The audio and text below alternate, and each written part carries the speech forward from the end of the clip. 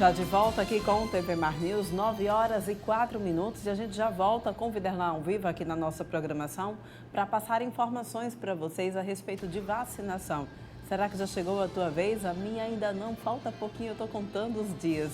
Viderlan, passa informações então aí para a gente.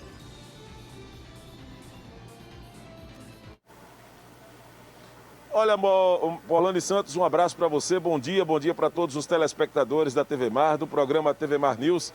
Nós estamos aqui no Dique Estrada e a movimentação neste exato momento é muito tranquila para o início de semana.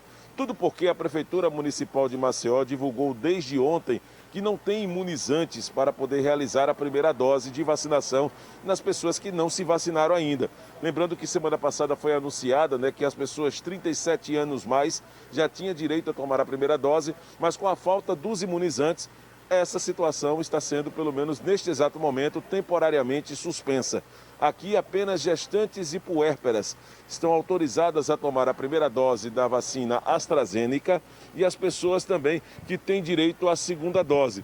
Lembrando que esse é um dos postos de vacinação aqui no Dique Estrada, mais precisamente na frente do antigo papódromo. E diante dessa situação, nesses pontos considerados fixos, apenas as grávidas e as puérperas e as mulheres com até 45 dias após o parto, elas podem tomar essa primeira dose da vacina. A Secretaria também ressaltou quem vai tomar a segunda dose de vacinas que pode ir para qualquer um desses 8 pontos de atendimento, que começa a receber o público de 9 da manhã às 4 da tarde. Ainda conforme a Secretaria Municipal de Saúde, apenas o ônibus da vacinação, que estará circulando por principais trechos e através do portal da Prefeitura Municipal de Maceió, você pode acompanhar todo o trajeto semanal que o ônibus tem feito, também estará realizando o processo de vacinação. Ontem, por exemplo, o ônibus de vacinação ficou instalado em um dos pontos de muito fluxo, a Avenida Silvio Viana, onde nós falávamos na semana passada, que é a chamada Rua Fechada, foi ontem também um dos pontos que o ônibus acabou frequentando e ofertou a primeira dose para pessoas de 35 anos ou mais. No entanto, a unidade teve também um número limitado de doses com 350 fichas. A Prefeitura Municipal de Maceió reforçou que a aplicação da primeira dose nos pontos fixos voltará a ser administrada somente quando receber os imunizantes, ou seja, não informou na nota nenhum dia nem horário preciso para o público. Lembrando, para quem ainda tem dúvidas sobre os pontos de vacinação em funcionamento, são os drive-thrus, no estacionamento de Jaraguá e da Justiça Federal na Serraria, no Shopping Maceió na Mangabeiras, Shopping Pátio na Cidade Universitária, Praça Padre Cícero no Benedito Bentes. Neste ponto do papódromo aqui no Vergel, no terminal do Osman Loureiro e no ginásio Arivaldo Maia no Jacintinho. Para se vacinar, os usuários devem apresentar o documento de identificação com foto, CPF e um comprovante de residência. A boa notícia, Orlando, que nós recebemos quando chegamos aqui neste posto de vacinação é que não se faz mais necessário apresentar a cópia deste comprovante de residência. Ou seja, apenas o documento com um comprovante de residência, um documento com foto, para que a pessoa possa receber as doses da vacina. Mas, até o presente momento, não tem imunizante para a primeira dose em Maceió e, por essa razão, somente pessoas que estão autorizadas a tomar a segunda dose, onde tem a descrição no cartão de vacina, naturalmente, quando se toma a primeira dose.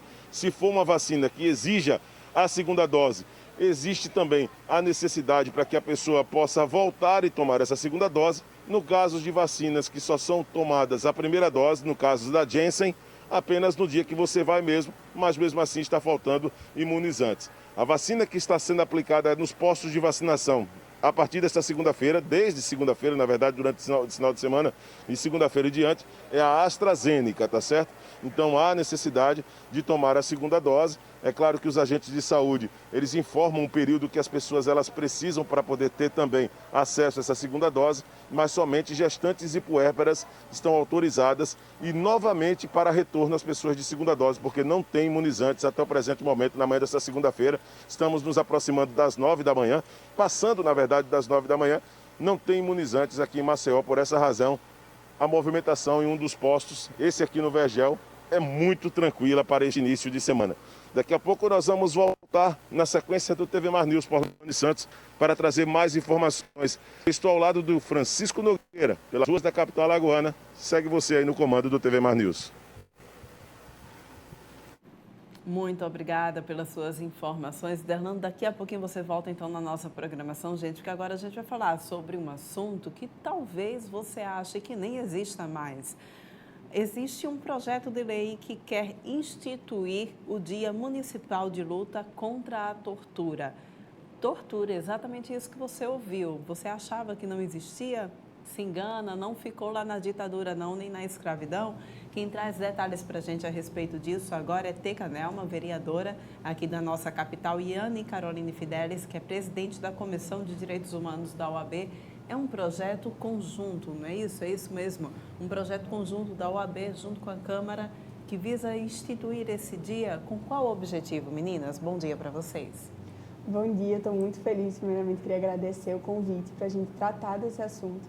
Como você mesmo falou, muita gente acredita que nem existe mais, mas é um assunto extremamente importante. A gente está aqui para tentar instituir esse dia na Câmara Municipal e aqui em Maceió, justamente para que haja esse debate nesse município.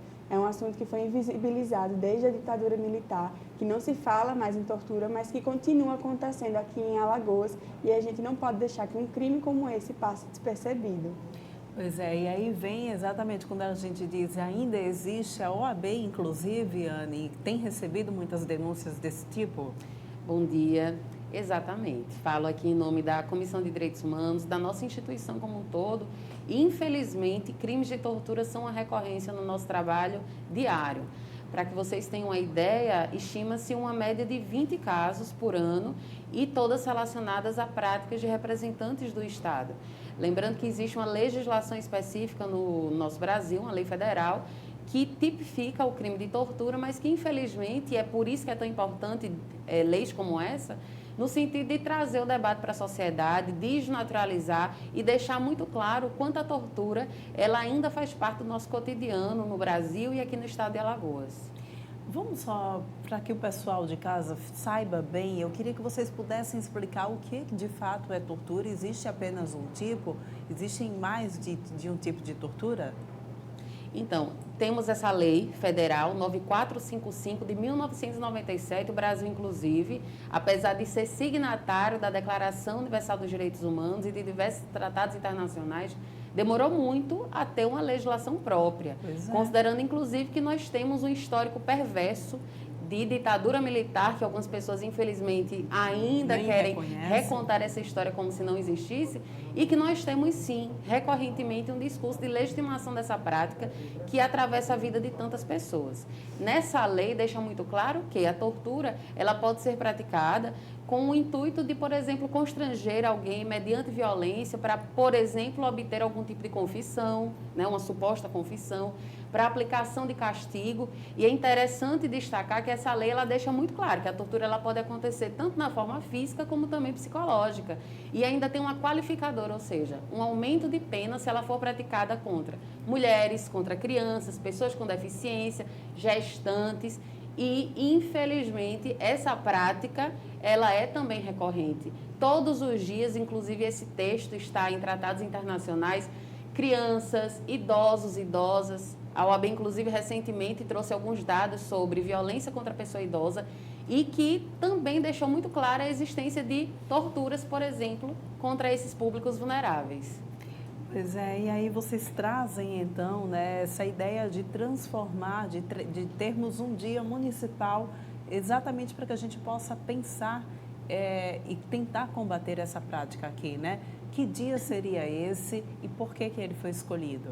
Seria de 26, porque nós temos o Dia Internacional de Combate à Tortura, nós estaremos reproduzindo no município a mesma data. E a gente fez essa lei em conjunto, o mandato Teca Nelma em conjunto com a Comissão de Direitos Humanos da OAB, porque eu sou a presidente da Comissão de Direitos Humanos da Câmara Municipal.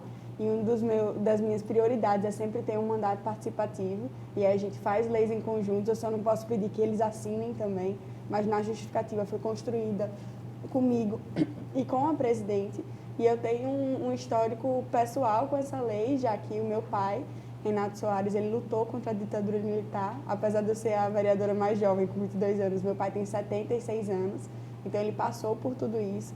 Ele foi exilado, torturado, ele morou 8 anos fora do Brasil sem poder voltar e ter contato com a família, justamente por perseguições. Ele é jornalista na época. E aí ele foi preso e torturado aqui no Brasil, então eu não poderia ter uma atitude diferente com um tema tão caro para mim, minha família e para milhões de brasileiros que ainda estão vivos hoje, que passaram por tudo isso. A Teca disse uma coisa muito importante para os brasileiros que ainda estão vivos, né? Não é simples, é muito comum, na verdade, a gente ver tortura seguida de morte, né? É difícil, então, sobreviver à tortura e, mais difícil ainda, é sobreviver a ela e denunciar se geralmente, infelizmente, essa tortura parte por quem deveria estar protegendo os cidadãos, né?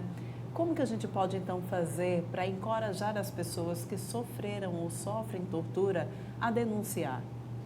Nós, enquanto Comissão de Direitos Humanos, nos colocamos também como uma porta de entrada para receber denúncias, dar os encaminhamentos, inclusive quando há o envolvimento de representantes do Estado, de encaminhar também para essas corregedorias, atuar em conjunto com o Ministério Público, que também é uma instância de denúncia, assim como existe um número nacional, que é o 180, que também pode ser acionado, e o Disque 100, também 180 para mulheres em situação de violência, e o Disque 100, ofensas aos direitos humanos, que também podem ser mecanismos interessantes. E é importante destacar que nós, enquanto Comissão de Direitos Humanos, acreditamos muito de que esse diálogo precisa acontecer com o Poder Legislativo Municipal e Estadual, sobretudo quando nós temos representantes de qualidade, posso fazer essa referência direta à vereadora Teca Nelma, que atualmente é uma das poucas mulheres que ocupam esse espaço e que estão presidindo a Comissão de Direitos Humanos e que nos recebeu prontamente para dar encaminhamento a esse projeto de lei tão importante. A punição para quem pratica a tortura? No Código Penal e também nessa legislação especial, traz uma pena inicial de 2 a 8 anos e quando a depender da gravidade da conduta, essa pena pode ser ainda maior, podendo alcançar, inclusive, a pena de 16 anos e ter as qualificadoras, dependendo da gravidade do caso. Como está a aceitação lá na Câmara, então, desse projeto de lei? Esse projeto ele está na Comissão de Constituição e Justiça. A gente teve a última reunião antes do recesso parlamentar e ele foi lido, lá estava sendo discutido. A aceitação está sendo boa, para minha surpresa, na Câmara que a gente tem atualmente. A gente conseguiu as assinaturas suficientes para que ele seja considerado constitucional e ele vai ser encaminhado às comissões para depois ir para o plenário. Como estamos em recesso parlamentar, esse trâmite ele foi parado, mas hoje a gente vai ter uma sessão extraordinária da Comissão de Constituição e Justiça, justamente para dar andamento nos projetos de lei que estão parados no recesso, mas ele está sendo bem aceito e com certeza ele foi muito mais aceito com a ajuda da OAB e conseguiu explicar e conversar com os vereadores da necessidade desse dia que a gente consiga instituir aqui em Maceió. Só para a gente firmar, vamos deixar claro, tortura é crime? Né, gente? Não é isso mesmo? Tortura é crime inicialmente de 2 a 8 anos de prisão, é isso? Com agravantes, se tiver, não é isso? Até 16 anos. Até 16 anos. Pois é, gente. Olha, muito obrigada, meninas, pela participação de vocês aqui no TV Mar News. Parabéns pela iniciativa. A gente fica sempre na torcida. Sempre gosto de dizer isso, né, Teca Nelma? Estou sempre aqui de dedinhos cruzados, porque eu acredito muito nesse projeto. E, é claro, eu também preciso tirar muito chapéu para você, Anne. Você, guerreira, né? Quando a Anne entrou aqui, a gente fez guerreira. Beijo grande para vocês, tá bom? Obrigada. E olha só, a gente tem aí uma matéria para mostrar para vocês a respeito do domicílio eletrônico. Já ouviu falar nele? O que é que ele pode trazer de benefícios? A gente vai entender agora na matéria de Fernando Palmeira. A Prefeitura Municipal de Maceió, através da Secretaria de Administração Tributária, tem uma importante notícia para você, contribuinte. A acessibilidade, a tecnologia, com todas as facilidades, para você, através de um portal, ter acesso a todas as informações da Secretaria de Economia, do setor de tributos da Prefeitura Municipal de Maceió. É o domicílio eletrônico. E para falar sobre todos os detalhes e a importância desse equipamento, vamos conversar com o secretário de Junta de Administração Tributária, Alexandre Albuquerque, que está aqui conosco e nos fala sobre esse importante equipamento de acesso à comunidade. Boa, é como você falou, esse domicílio eletrônico contribuinte é o mais novo acesso de comunicação entre a prefeitura e os contribuintes, certo? Isso vai facilitar e muito a vida do contribuinte, assim como da própria prefeitura. Porque essa nova plataforma tecnológica, ela dá acesso direto a comunicações, é um e-mail, é uma comunicação direta, prefeitura e contribuinte. Agora, vale a pena alertar, Fernando, só uma coisa. A princípio, só as pessoas jurídicas e com certificado digital terão acesso a esse domicílio eletrônico contribuinte. Neste domicílio, nós vamos ter comunicados, notificações, é um informativo da prefeitura para com o contribuinte. Agora, também lembrando que o contribuinte não vai dar o retorno por esse mecanismo, tá certo? É só um acesso para as informações. Para as informações. Lembrando que é importante destacar aqui que o contribuinte, ao acessar o DEC, tá certo? Pode ocorrer, inclusive, notificações de auto de infração, notificações que têm prazo legal. Então, na lei, há um permissivo legal que diz que a pessoa tem que dar ciência até 10 dias, pois após esse prazo será a ciência tácita, ou seja, ele acessando ou não, a prefeitura, o ente público, considerar como aceito aquele comunicado. Então, destacar essa importância e lembrar ao contribuinte, pessoa jurídica, que tem o certificado digital, o acesso e está sempre verificando em sua caixa postal, nos seus e-mails, esse tipo de acesso ao DEC, que é uma plataforma muito boa, uma comunicação muito ágil, vai facilitar e muito a comunicação entre prefeitura e contribuinte. Microempresários individuais, pessoas físicas, pessoas jurídicas, sem a inscrição, como proceder para ter esse acesso? Esse ainda, o microempreendedor individual e aquelas empresas que não estão cadastradas estão dispensadas desse acesso do DEC, que é obrigatório para a pessoa jurídica, tá certo, que tenha certificado digital, ou seja, é um acesso, é um mecanismo de comunicação formal, prefeitura e contribuinte, pessoa jurídica. Lembrando também que já é uma plataforma divulgada em vários capitais, tem esse mesmo acesso, facilita modelo Receita Federal do Brasil, tá certo? Então, é mais um avanço que a prefeitura caminha na plataforma tecnológica para que cada vez mais essa comunicação seja por meio digital e seja rápida e eficaz junto ao contribuinte. Auto de infração, também multas, mensagens sobre negociações de débitos, qualquer outra informação de interesse do contribuinte, com certeza isso é o portal que já está tendo aí grandes e importantes efeitos. É verdade, bem colocado, vai dar um efeito muito bom, já está no ar esse portal, e nós contamos com a colaboração e a participação de todos os empresários de Maceió, das pequenas, médias e grandes empresas.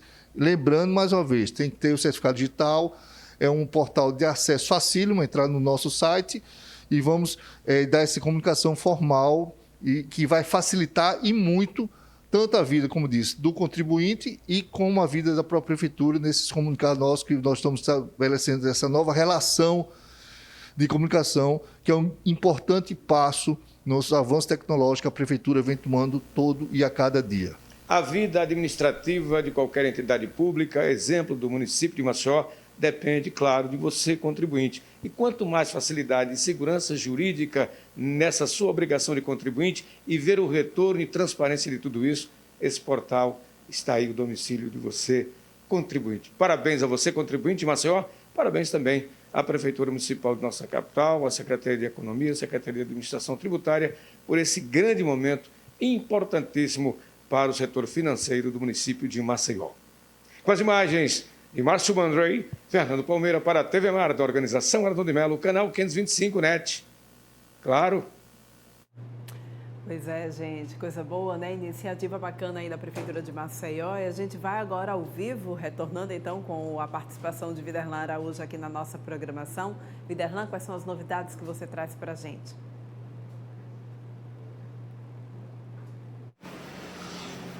Olane, é isso aí. Estamos de volta na programação da TV Mar Canal 525, já que no último final de semana um assunto ganhou muita repercussão e que envolveu uma reforma irregular em uma das torres do prédio do Via Costeira Residência, que fica aqui localizado no Trapiche. Nós estamos na Avenida Assis Chateaubriand, um dos pontos de acesso, e que trouxe realmente uma repercussão muito grande pelas informações e algumas fake news também, provocando inclusive pânico em outros moradores desta torre, que no 10º andar tinha uma reforma sendo realizada. Uma das colunas, parte delas, pelo menos para ampliação entre sala e cozinha para fazer um mesmo ambiente, teria provocado danos ao ponto de levar uma evacuação de todos os moradores desta torre. A informação ela foi desmentida por um dos engenheiros contratados para reparar os danos neste apartamento aqui no Trapiche da Barra. A situação de evacuar os moradores no local acaba sendo um exagero. Nada foi constatado de forma tão grave. É claro que provocou risco, sim, na estrutura do prédio, mas por se tratar no 10º andar, o apartamento que apresenta esses danos vai passar somente por uma recuperação em sua estrutura. E não é considerado um processo grave ao ponto de ter uma evacuação.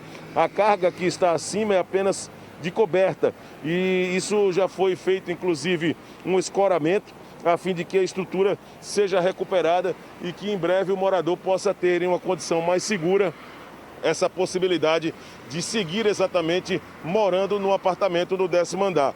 Muitas vezes acaba sendo também aquela questão do custo-benefício, a abertura, por exemplo, da necessidade da contratação de um engenheiro e de um arquiteto para provocar reformas e mudanças nos imóveis, mas abre exatamente um alerta muito grande essa situação ocorrida no final de semana, que, por sorte, não vai provocar danos aos moradores, nem ao próprio morador do 10º andar dessa torre aqui do edifício Via Costeira.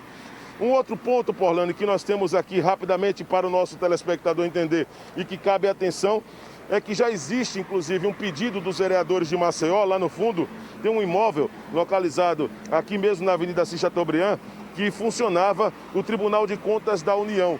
O imóvel está abandonado, apresenta risco de desabamento, tem uma estrutura metálica e já existe uma solicitação dos vereadores para a demolição desse prédio. Só que até o presente momento nada foi feito e o prédio continua, pelo menos aqui, com sua estrutura erguida, né? O esqueleto dele continua erguido aqui na Avenida Assis Chateaubriand. Com essas últimas informações, eu vou me despedindo do programa TV Mar News ao lado do repórter Francisco Nogueira no início desta semana. Amanhã estaremos juntos, se Deus quiser, para mais informações. Segue você, Paulane. Preocupante a situação, né?